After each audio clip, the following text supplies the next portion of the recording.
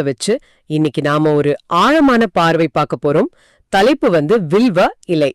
சிவன் கோவில்ல ரொம்ப சாதாரணமா நம்ம கையில கிடைக்கிற ஒரு இலை. ஆனா அதுக்குள்ள இவ்ளோ விஷயங்கள் இருக்கான்னு படிச்சதும் எனக்கு ரொம்ப ஆச்சரியமா இருந்துச்சு. நாம பொதுவா என்ன பண்ணுவோம், அர்ச்சகர் கையில வில்வத்தை கொடுத்தா பக்தியோட கண்ணுல ஒத்திப்போம். அதுக்கப்புறம் என்ன பண்றதுன்னு தெரியாம வீட்டுக்கு எடுத்துட்டு எங்கேயாவது வச்சிடுவோம். ஆனா நீங்க அனுப்பின ஆதாரம் சித்தர்கள் இத பச்சை தங்கம், கிரீன் கோல்டு, ஆமா கிரீன் கோல்டுன்னு சொல்றதா குறிப்பிடுது. இதுல இருக்கிற மையமான கேள்வி இதுதான் தோணுது.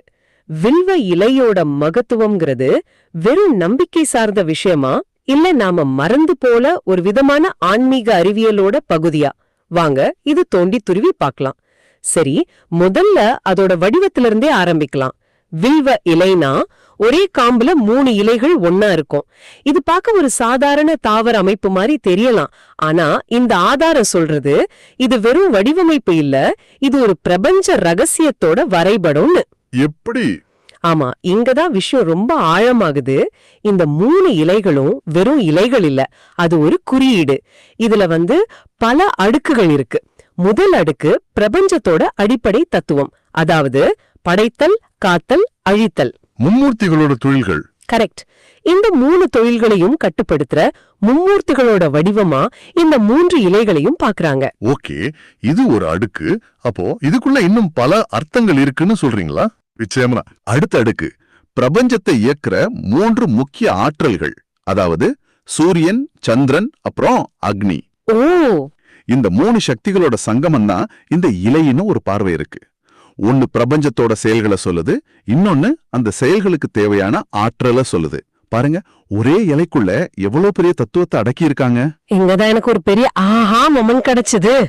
பிரபஞ்ச தத்துவங்கள், ஆற்றல்கள்னு பேசிட்டு இருந்தவங்க திடீர்னு மனுஷ உடலோட தொடர்பு படுத்துறாங்க. இந்த 3 இலைகளையும் மனுஷனோட இடது கண், வலது கண், அப்புறம் நெத்தியில இருக்கிற ஞான கண்ணு சொல்லப்படுற 3வது கண்ணோட ஒப்பிடுறாங்க.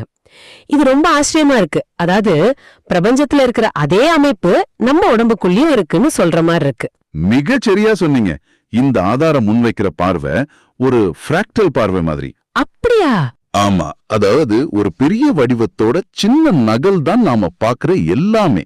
பிரபஞ்ச அளவுல இருக்கிற மும்மூர்த்தி தத்துவம், ஆற்றல் அளவுல சூரியன், சந்திரன், அக்னி, அப்புறம் மனித உணர்வு நிலையில 3 கண்கள். வாவ்! இப்படி ஒரே அமைப்பு வெவ்வேறு அளவுகள்ல திரும்ப திரும்ப வருது. அந்த முழு தத்துவத்தையும் ஒரே ஒரு சின்ன இலைக்குள்ள குறியீடா பாக்குறது தான் இங்க இருக்கிற சிறப்பு. அது வெறும் இலை இல்ல, அது ஒரு பிரபஞ்ச வரை